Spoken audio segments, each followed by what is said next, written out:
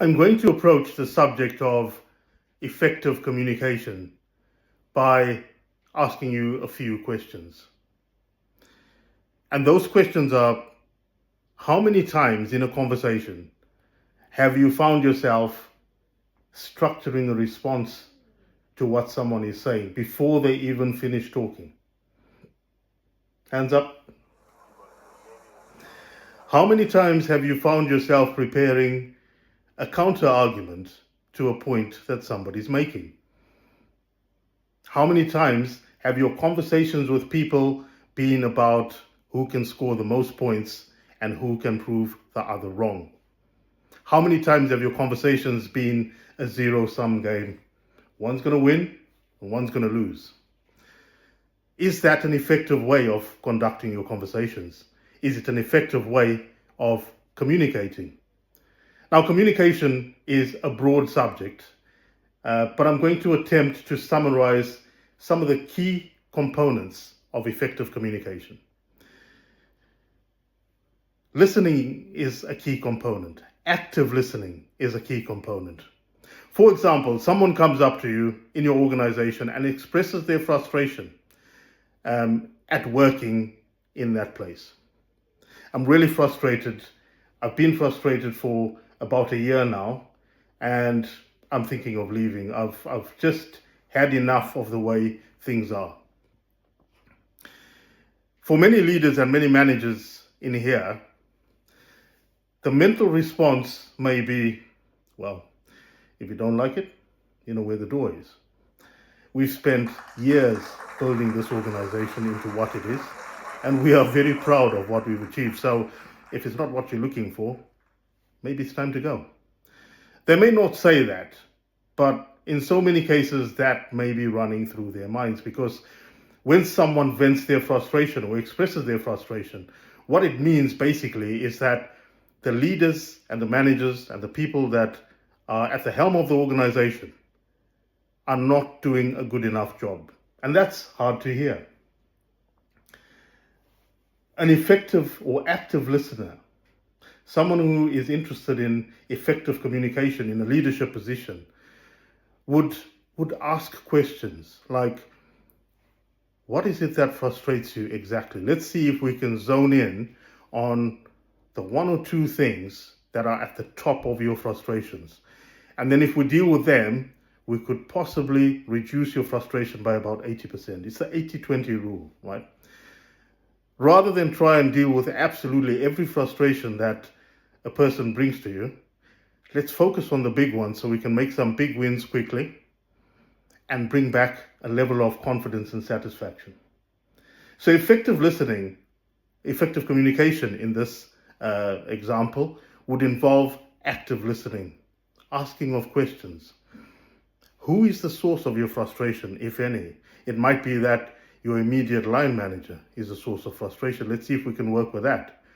What exactly is your frustration? Why are you frustrated? When did this frustration begin? Was there a major change that took place in an organization, or maybe even just a small change? When, why, what, how, these questions, exploratory questions, can help you gain clarity into a person's communication, because that's a key aspect.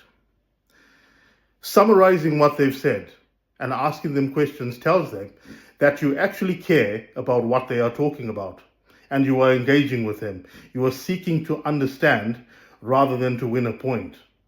And in seeking to understand, you show them empathy and you also show them support.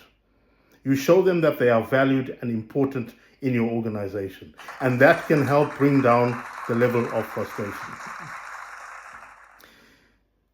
Another part of effective communication is the actual talking aspect of it. Are you clear in your communications with people? Do you deliver your expectations with clarity? Do you deliver your message with clarity? Does your message have any weight behind it? Do you have adequate credibility as a manager or as a leader for people to listen to your message?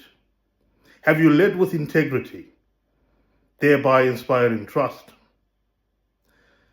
If not, you'll need to work on your ethos, because that may be affecting the quality of your communications.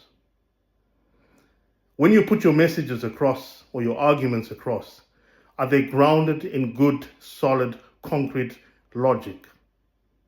Because without a logical backing to your message, it's likely to fall not just on deaf ears, but it's likely to be picked apart by people who have analytical minds, people who question what they hear and don't just listen and follow.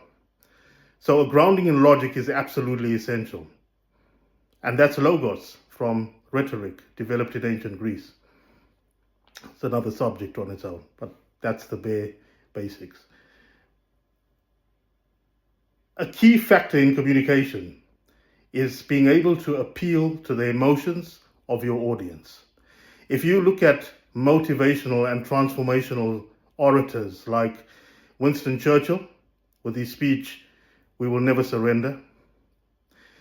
When you look at Barack Obama and his speeches, the most notable one of them probably being "Yes, we can." When we look at Mandela's inauguration speech in 1994, where he spoke to move the people of South Africa into a mindset of reconciliation and healing. When you look at Martin Luther King and his "I Have a Dream" speech, these are all people who were able to tap into the emotions of their audience and move them emotionally. And once you've moved your audience emotionally, your message is probably most likely to come to fruition and be accepted, because you've won over hearts and minds. And in winning hearts and minds, more than 90% of the battle is won. The other 10%, in my opinion, is ethos and logos. So there's a few things I want to leave you with on the subject of effective communication. And those things are: examine your own listening skills. Make an active effort to learn active listening and to apply it every day. And notice how often you don't or haven't been applying this, and decide on a goal on how often you are going to actively listen, truly listen, ask questions, summarize, paraphrase, and get a true understanding. Examine the way you deliver your communication, your verbal communication, your body language, because body language, while it's non-verbal, is arguably 93% of your communication. Your audience will be judging how much you believe in what you are saying. They will be judging how connected you are to your own message before they connect with the message you are passing them.